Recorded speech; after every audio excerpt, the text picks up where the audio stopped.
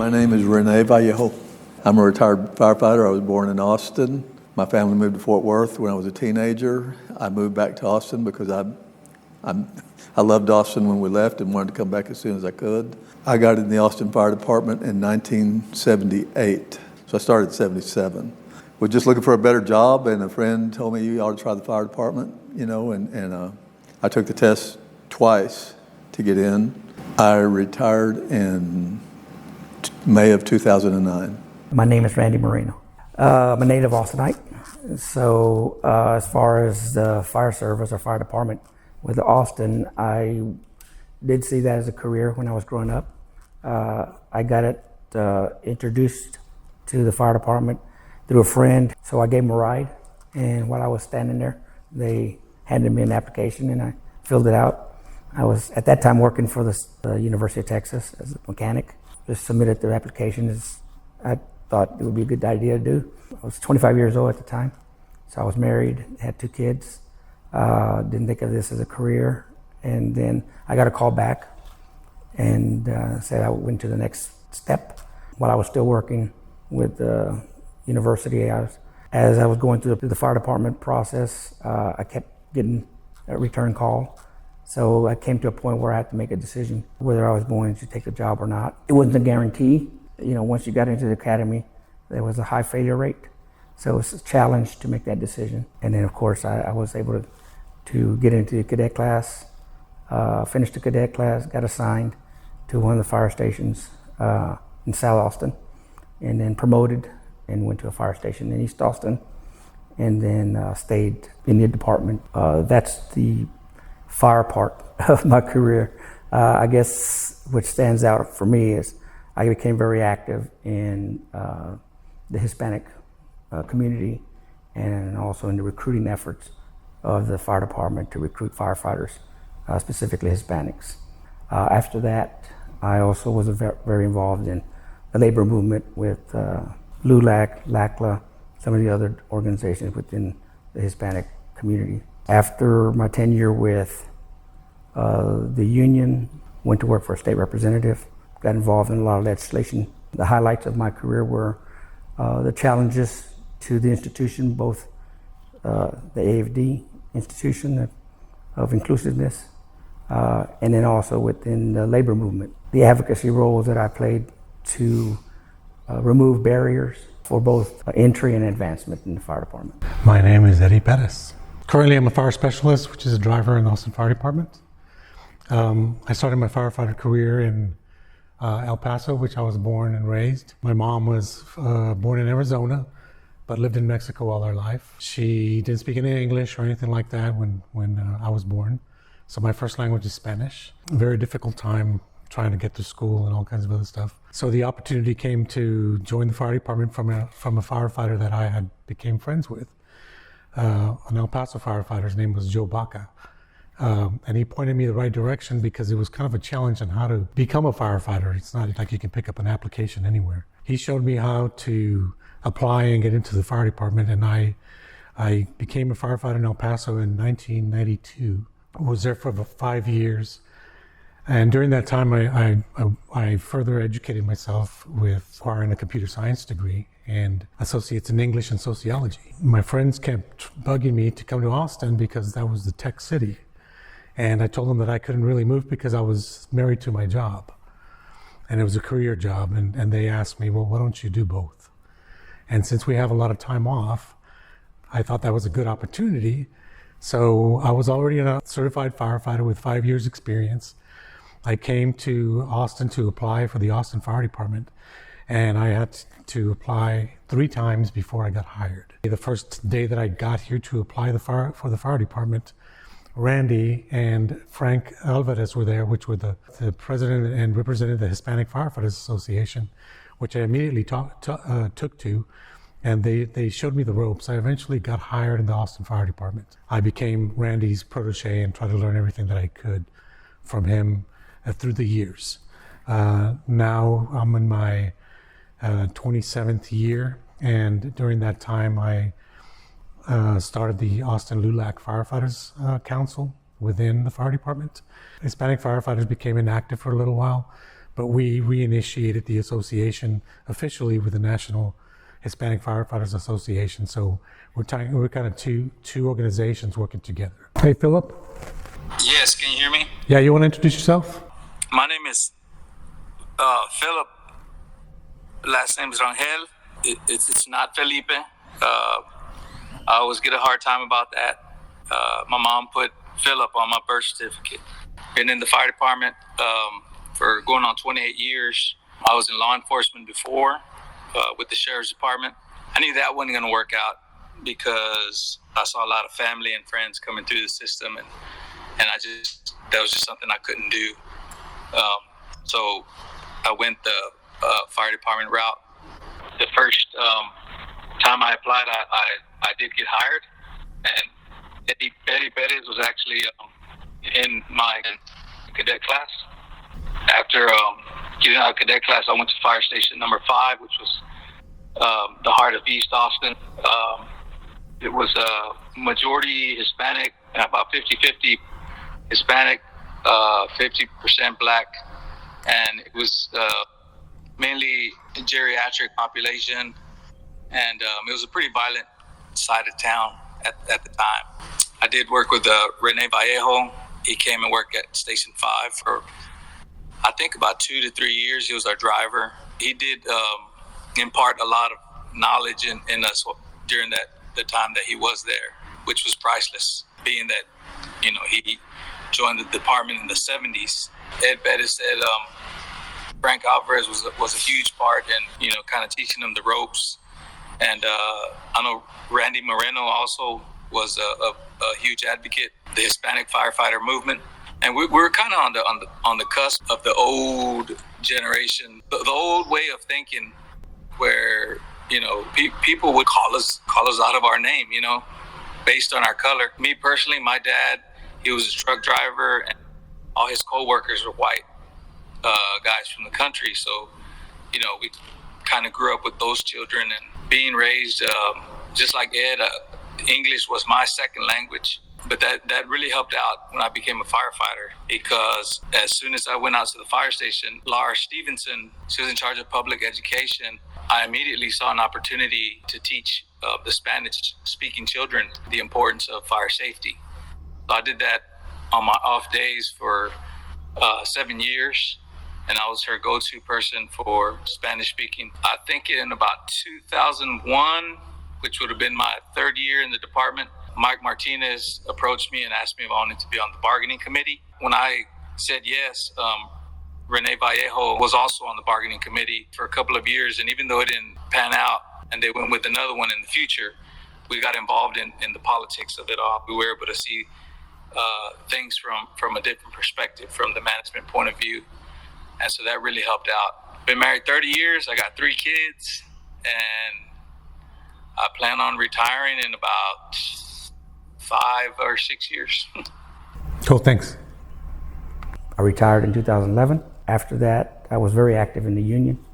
So I became the legislative director for the union. A lot of the issues had to do with pensions, so I became their lobbyist. After retirement, I stayed active at the international level. With the Hispanic Firefighters, I was one of the first presidents. I was the first president of the Texas Hispanic Firefighters, vice president of the National Association of Hispanic Firefighters, and also president of the Sister Cities Association. So quite a bit of acting, and still stay very active.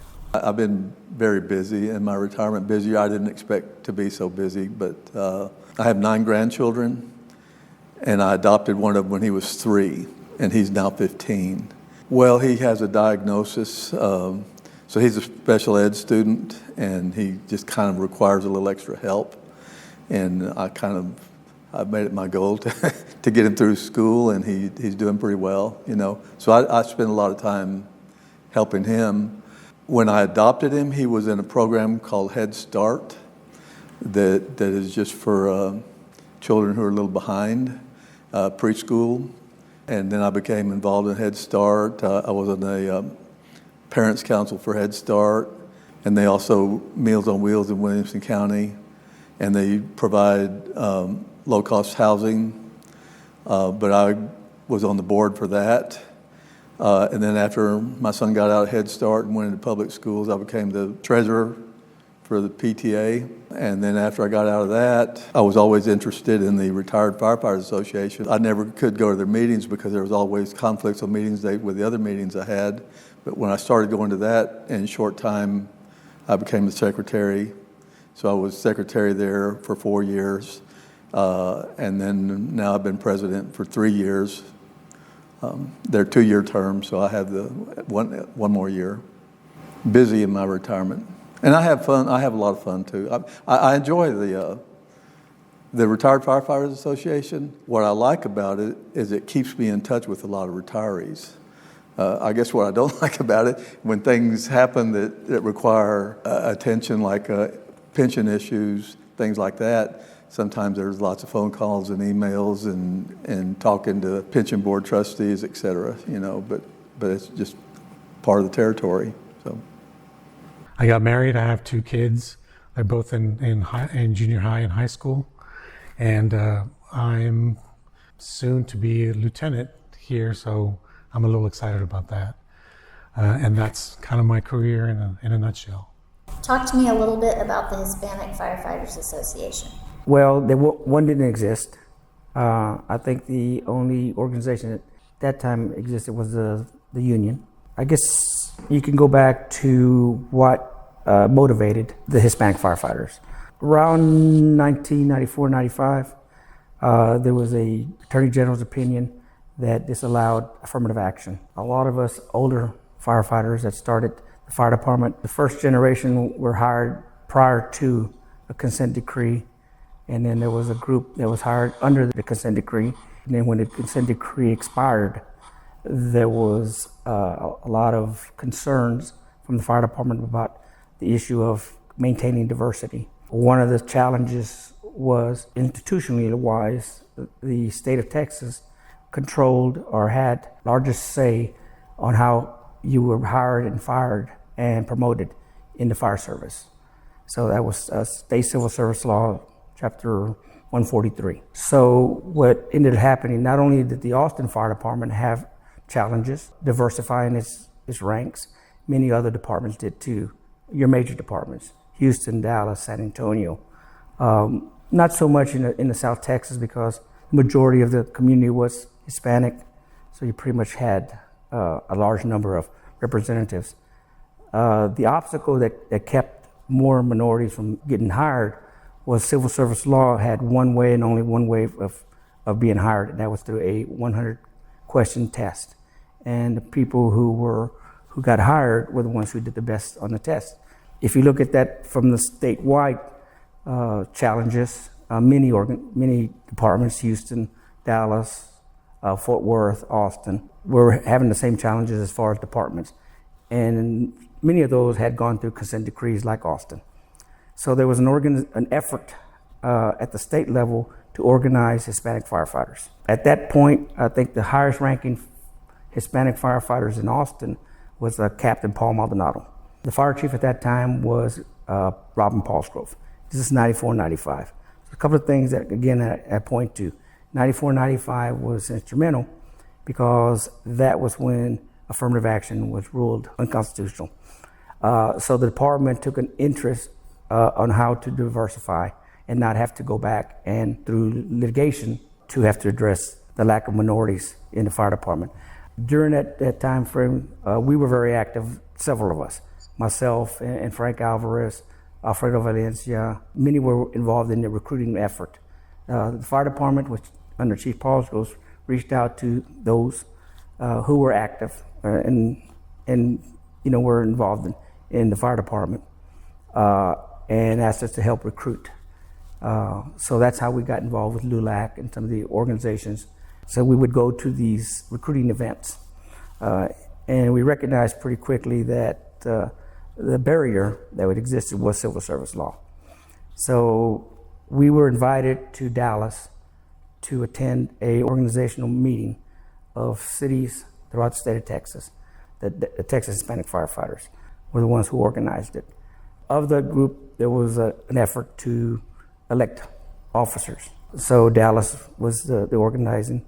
They were elected to become the first state president Sal Morales was the first president. I became one of the vice presidents. One of the things that was emphasized was to create local chapters. So when we came back, we were all collectively working to try to create a local chapter. Across the state, there was only 2 organizations. Dallas Hispanic Firefighters had one, and there was another one called the Hispanic Caucus that was under the union's umbrella in Houston. So we got to know them. And through that, we organized the Austin Hispanic Firefighters under the state umbrella. At that time, there was no national. And I was elected vice president. The very first president of the Austin Hispanic Firefighters was Alfredo Valencia. I think I may have been a vice president or secretary, I don't think. So that was the first group, about 95, about that time. The following year is when we started the National Association of Hispanic Firefighters. And in that meeting, again in Dallas, associations came from throughout the United States to organize the national. Current state president, Sal Morales, was elected national president, and then I became the president of the state. And then we organized chapters within the state of Texas, and that was kind of my role. Austin played a very significant role because it was the home of the state capitol. And one of the things we learned, in addition to the challenges at the local level, which mean the fire department, the Austin Fire Department, the organization itself, the state had some challenges also. We got to know and learn that there was pretty much 2 ways to challenge the hiring process. One was through litigation, and we also, at that time, started to collaborate with the African American Firefighters Association, both at the international level and at the state level. Being in Austin, we recognized that it was important to challenge the hiring process. We were supported by the fire chief at that time because he understood that he didn't have the flexibility to hire because of the restrictions of civil service law. So we became very politically active during that time frame. Wrote legislation to change civil service law to include affirmative opportunities. And we were met with very stiff resistance from the state association. And we did it under the umbrella of the state Hispanic Firefighters, but Austin being the home chapter, we were the ones who were doing most of the education at the Capitol about the challenges. One thing I think we recognized as an organization was that many of us were recruiters and had gone across the state. And I think Eddie's a good example of the efforts of people who were already firefighters, others that were out there, whether it was in El Paso or McAllen or any of the other departments that had a large majority of minorities or Hispanics, to get into the Austin Fire Department because of the civil service law. So it made no sense to us that they were already state certified and EMT certified, that they weren't given additional consideration. And the only consideration that was being given at that time was 5 extra points for being in military service. So we recognized at that time that if there was already a provision in law in the hiring process, then you could also challenge about additional consideration if you had these other attributes. So that was kind of the emphasis of us submitting legislation to allow for the fire department and fire chief to do that. Now, the challenge was civil service law covered all departments except for Houston, which meant if we changed the civil service law, you changed it for everybody. So that was our biggest challenge, was trying to get that passed. We worked collaboratively with the African American firefighters, and during that legislative session, there was another piece of legislation that was being introduced by the Austin Police Association, trying to acquire meet and confer, which meet and confer was a way of a collective bargaining process that wasn't under collective bargaining, but it was a meet and confer where it allowed the department to meet with a representative group, the union, and negotiate some provisions inside civil service law that would allow for some flexibility. So that was kind of the emphasis of being the Hispanic firefighters at that time, being very politically active and very active in trying to remove barriers for access. I call it access to the fire service. We were unsuccessful in getting the original legislation through, but we were included into the civil service meet confer legislation. And that legislation was very important at that time because it allowed for, under a bracketed system, the city to be able to meet with a representative group and negotiate some terms in civil service law. The challenge was what did the city want? And the city wanted the ability to be able to change the hiring process. At that time, we weren't even having a conversation about promotions. We were really just trying to address at entry level. One of the things that we were able to acquire was some representative presence, because under that legislation, only one entity could be the representative group. It was only the union. So even though the African American firefighters was organized and the Hispanic firefighters were organized, we weren't labor organizations. So we were able to advocate with the union to sit in as representative members of the bargaining team. I think Renee was one of those first ones. Flo Solis was also on that very first bargaining team.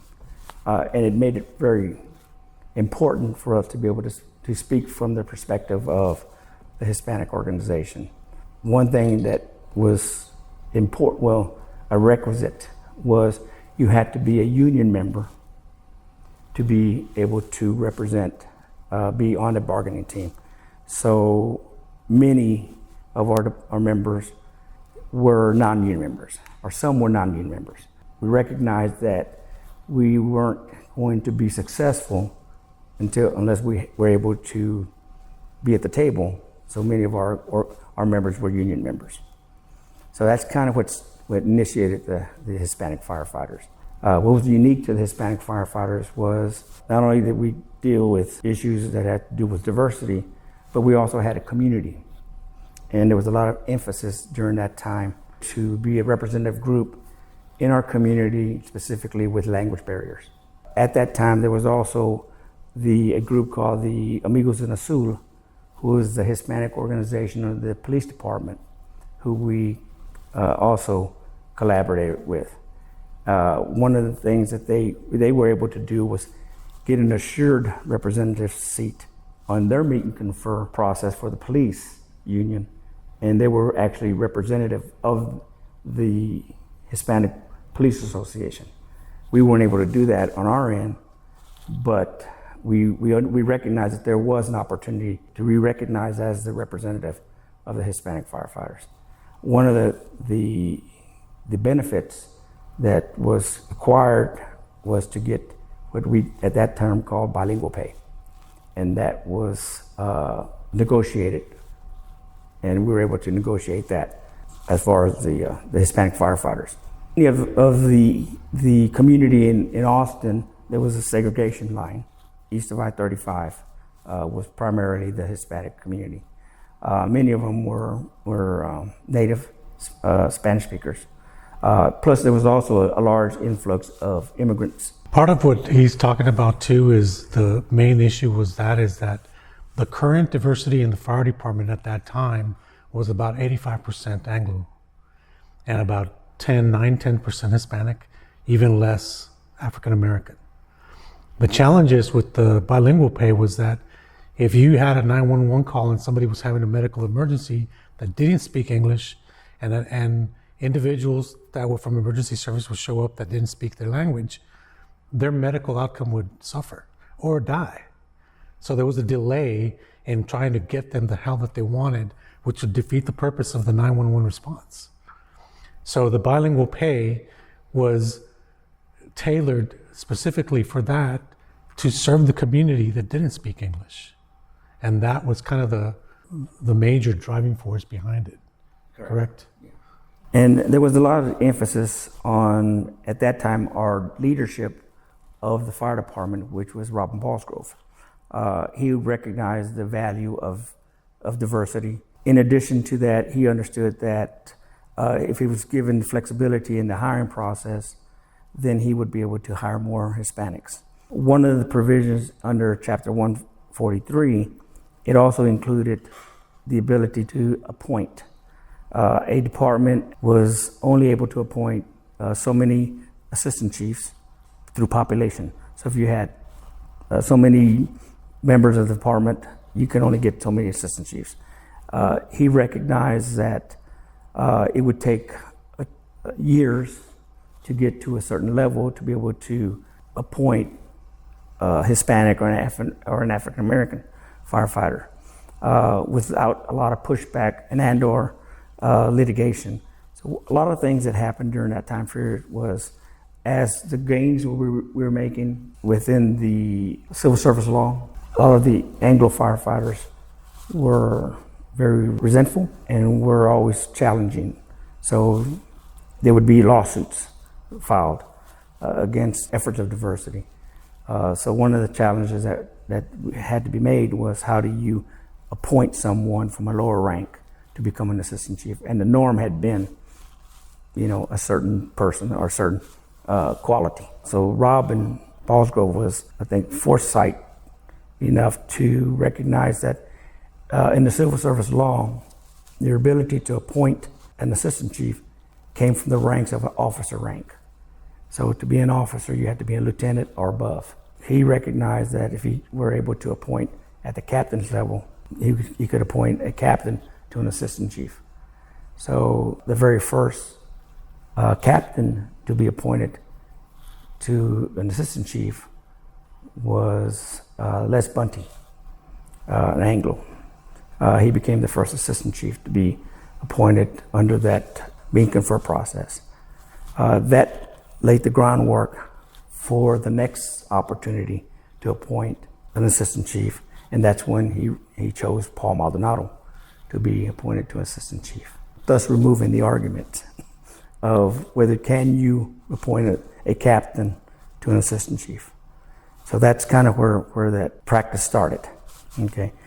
In addition to us challenging the institution of the fire department, we also had to meet the challenges of our union.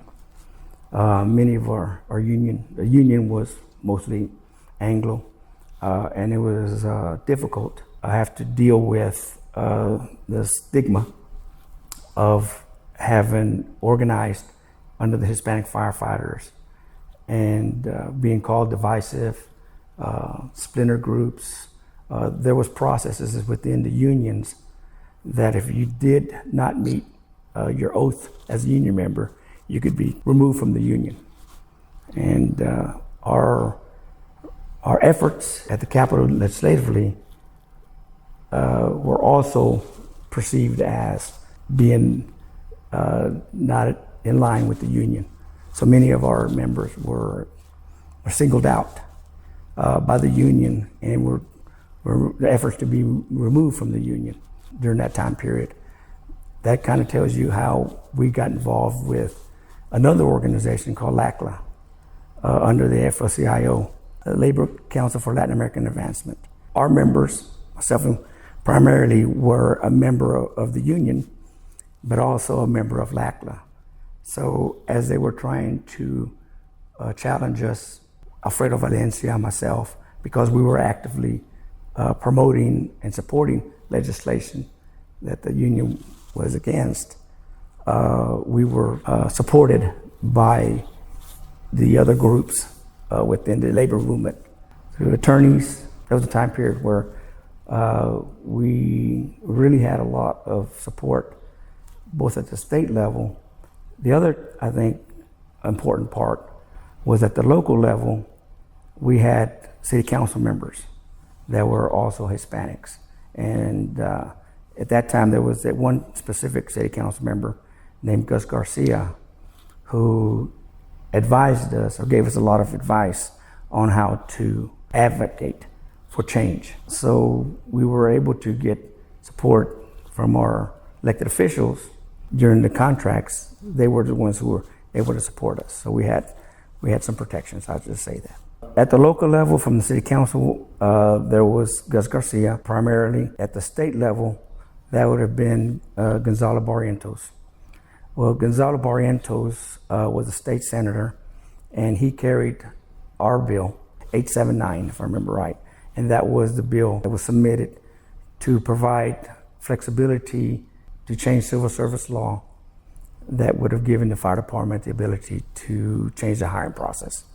He also was a senator at the local level who carried the meet and confer legislation. So when we weren't able to be successful with our, at that point they call it the diversity legislation, we were able to support the passage of meet and confer. He was the author of that bill, in addition to other representatives. Another state representative that was out of Dallas, named Roberto Alonso, was also a very significant mentor because he was very involved in groups at the state level of Hispanic legislators. We were very supported at the state capitol because of that group that he was involved in, called the Mexican American Democrats. So he was the president of that association. And then there was also the Tejano Democrats. And Gonzalo was the president of the Tejano Democrats. So when we challenged to try to change legislation, we had support at both the state level and the local level. The other thing that we also were involved in because of the national is that we got involved heavily with the U.S. Department of Justice. I think Eddie mentioned one of the triggers or the concerns were when the consent decree ended, the majority of those hired were mostly Anglos. And when you got to a point for disparity for 5 years, we were able to make a challenge to the hiring process. And that would have triggered another U.S. Department of Justice intervention, which would had already set a precedent through the consent decree. So that's kind of why you saw the department put the efforts to try to change the legislation and not just the hiring process through litigation. So roughly from what year to what year was that iteration of the Hispanic Firefighters Association active? I would say 94, 95 was the organizing part. I think after that, it started to diminish as far as the Hispanic firefighters being actively involved in politics, I guess you would say. Because we were able to acquire, a seat at the table, we would call it. So I think around 2005, maybe, is when we started to not be as organized. But we stayed pretty active with our outreach. We were involved in community outreach. There was 2 of our firefighters who were very involved in public education. Now, one thing that we were able to acquire, in addition to support from our elected officials, we had support from our non-government organizations like Hispanic groups. I think one of them was very instrumental was the U.S. Hispanic Contractors Association, who supported us financially. One thing that was unique to the Hispanic firefighters, because we were not a labor organization or a association similar to the African American firefighters, is that we didn't collect dues. Pretty much you were a member of the Hispanic firefighters because you were a Austin firefighter that was Hispanic. So we weren't a dues generating organization. And that allowed us to have a lot of flexibility because we were so politically active as a group. It gave us latitude to be able to do that. We didn't collect dues, and so I think that was one of the things that set us apart. I guess going back to when it started to become less active is because we also were able to, I would say, overcome some of the challenges at the union level. I think most significantly was the election of his first Hispanic union president, which was Mike Martinez. Mike Martinez became the president of Local 975. With him, I became very active within the union at that time because we had become, influential in the politics. So with Mike being president, I was appointed to various committees I was a political action committee chair. I was also on the bargaining committee. So as we started to acquire more presence in the union, it became less and less involved as a Hispanic organization because the leaders of that were also, Frank Alvarez was the vice president of the union. So it kind of changed that, but there were still challenges. The promotion aspect of it. How do you advance in the fire department? And that was also something that we were able to do internally with the union to provide those during the meet and confer. One thing that we were able to do as a union under the leadership of Mike Martinez was we petitioned and ran a campaign for collective bargaining that changed meet and confer within the fire department, within the city, to a collective bargaining, which is very significant because under meet and confer, it was a permissive bargaining process, meaning the city didn't have to come to the table and or the union didn't have to come to the table. But under collective bargaining, it required the city to come to the table. You know, one thing that we recognized is that we were still in need to have some organizational representatives in the community, but not under the umbrella of the Hispanic firefighters. So that's kind of where Eddie and myself got involved in the L.U.L.A.C organization so that they could be the group that had the support of being able to challenge issues that had to do with civil rights issues. The other opportunities that we had was our community outreach was really under the Hispanic firefighters. So we kind of moved that to just being involved in the community, and then some of the issues that had to do with civil rights issues, L.U.L.A.C took the lead on that. Would you like to describe the organization that you represent? It's the League of United Latin American Citizens. It started in Corpus Christi years and years back.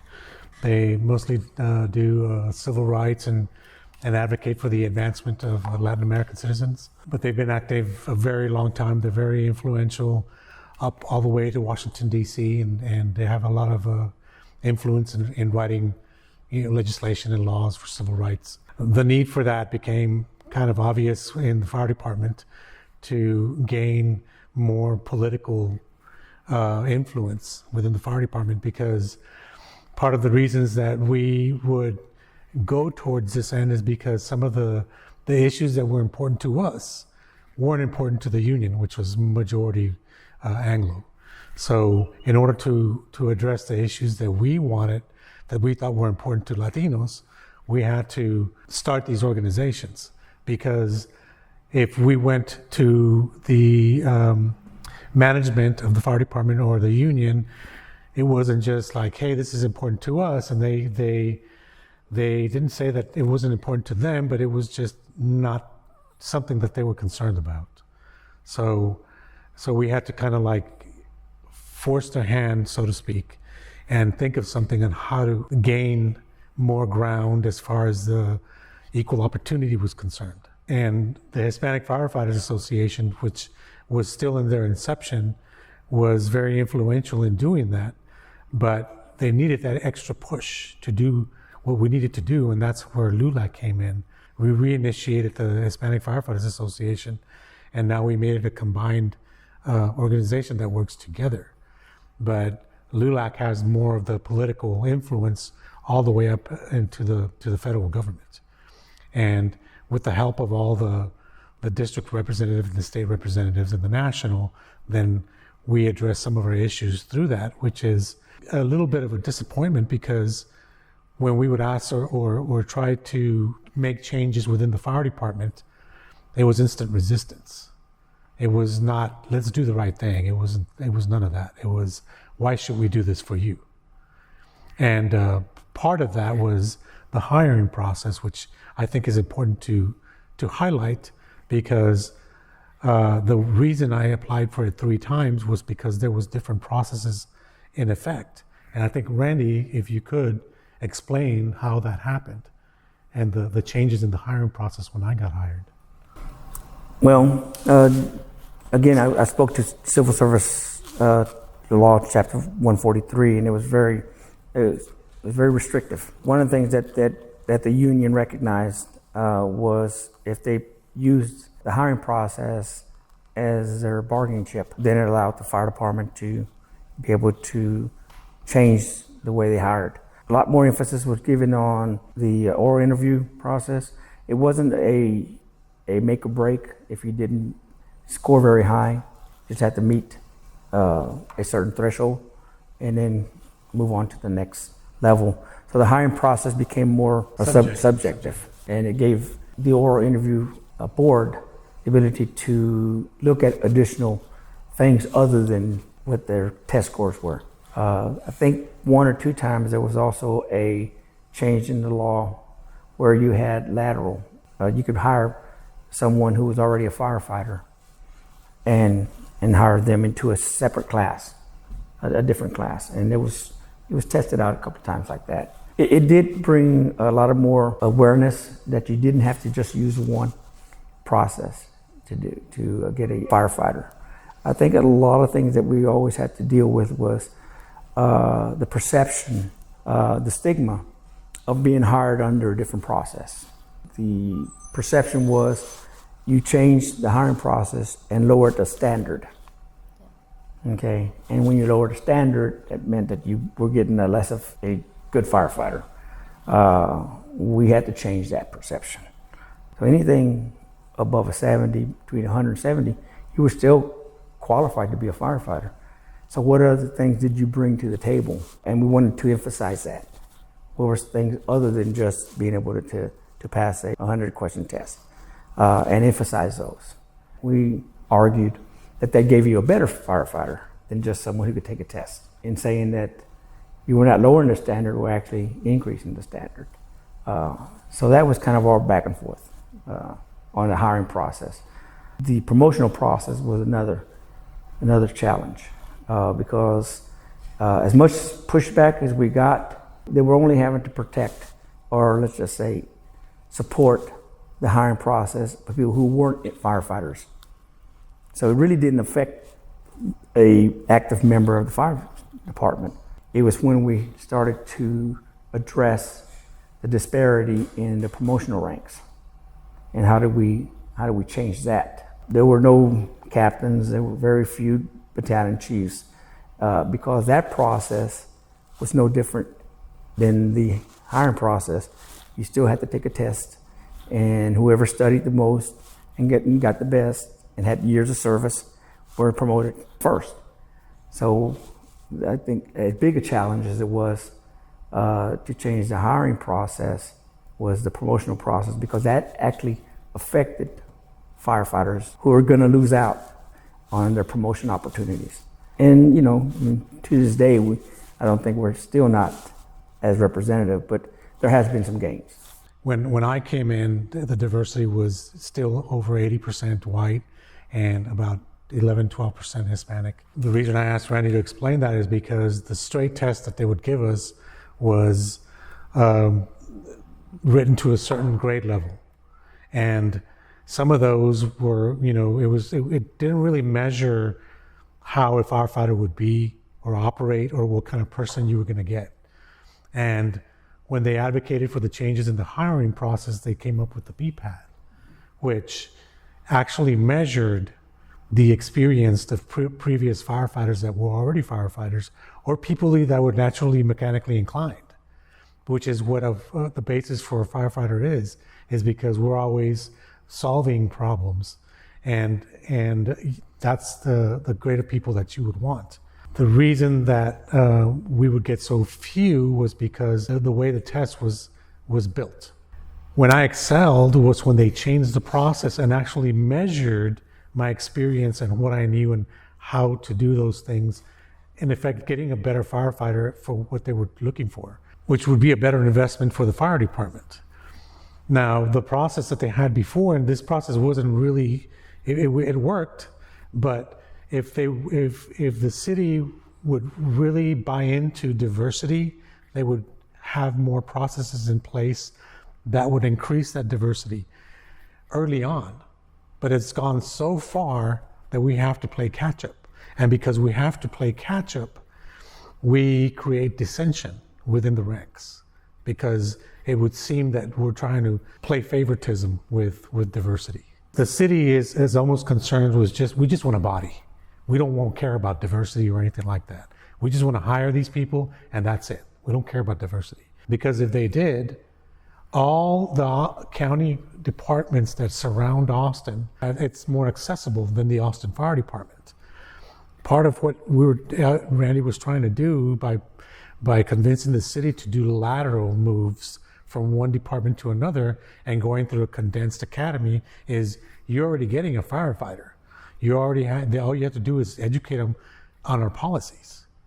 And the investment is a lot smaller than starting from a new firefighter. But the city won't allow that. So to gain diversity from those departments, they shut that door. So the numbers remain the same. The city has always, to this day, had their entrance exam on a weekday, and they've never changed it. And because these people are afraid to get fired or say, hey, I'm going to go apply for the Austin Fire Department, they're going to say, well, you're fired. So they don't want to do that. And they don't want to take the time off to do that because then it's going to be a little suspicious for them. They're looking for another job. So having the test during the week hurts diversity. And we've approached the city before and told them, I say, look, why don't you schedule the entrance exam during the weekend? And they say, well, we already have it set up at the Palmer Event Center, which is city property. And they charge a lot of money and all this kind of other stuff, and we can't change it. But on the other hand, we have community centers all over Austin that you can access them for free on the weekends. And if the city would ask permission to have those exams, they would have no problem letting the facilities to do that. But yet they don't do it. So part of the challenge is, as for years now, is that the city may give the perception that they care about diversity, but they really don't. And they don't really do anything. One of the benefits that we had was, as being a member of the national and both state organizations, as far as the Austin chapter, was we were able to compare other departments' successes and bring those successes as arguments to why is Houston doing this, or why is San Antonio being successful, Dallas. So one thing that we recognized was that Houston had a process that if you were already a state certified firefighter, EMT certified, you could transition into their fire department a lot easier because they gave you additional value. So we advocated for the similar process here. As Eddie mentioned, many of the emergency services districts were only volunteers. So there was no applicant pool outside the Austin Fire Department. The volunteer organizations that were county run were primarily white also. You know, what's the importance of having a representative group? It goes to the strength of numbers. When you have a collective group all supporting each other, I think that was one of the things that the Hispanic firefighters were able to achieve. When I started L.U.L.A.C, the fire department has all these public education services that they use. They really don't know how to use them because they're not Hispanic. So when I started L.U.L.A.C, I went to Walmart and I asked them for a contribution. And they gave me $200. And I bought a bunch of tiny basketballs and footballs, right? And I took them with me, and with a marker, I put L.U.L.A.C firefighters on them. And then on this day, they had scheduled a little community thing with the police department, the fire department, and they went to this low-income neighborhood, and they did a little community service, hey, how you doing thing. They brought the little house for the fire truck. The police were there. We called a fire truck to be there, and the kids were all excited. They ate it up. So I thought, okay, well, how do we get these individuals, these little kids, to recognize that they can become a firefighter? And part of what I did was they went and they started this community thing, which was the primer to what I was about to do. So I showed up and I said, hey, everybody, I'm from the L.U.L.A.C firefighters, to all the little kids in Spanish. Didn't speak English. And I said, how's everybody doing? And all the kids were like, yay. I opened up my trunk. I threw out all the footballs and basketballs, and all the kids went crazy. They took them home with the label on it that said L.U.L.A.C Firefighters on them. And they knew now that by educating them or showing them what it really is to be a firefighter, a Hispanic firefighter, the door would open for them. It was possible for them to do it. When a minority representative goes out and visits around, and a little girl or a little black kid or a little Hispanic kid sees that person, it does get their attention. They might have seen the possibility for an open door that they didn't see before. As far as being part of a community organization that's doing something for others, what do I derive from that? I mean, I guess derive the feeling I get by if I stand up for the right thing or if I help somebody with a problem they have. I think part of the overwhelming thing about being in an organization and being a firefighter is you do these things to leave your mark, to influence kids to follow in our steps that weren't given to us, that we have to fight for so much.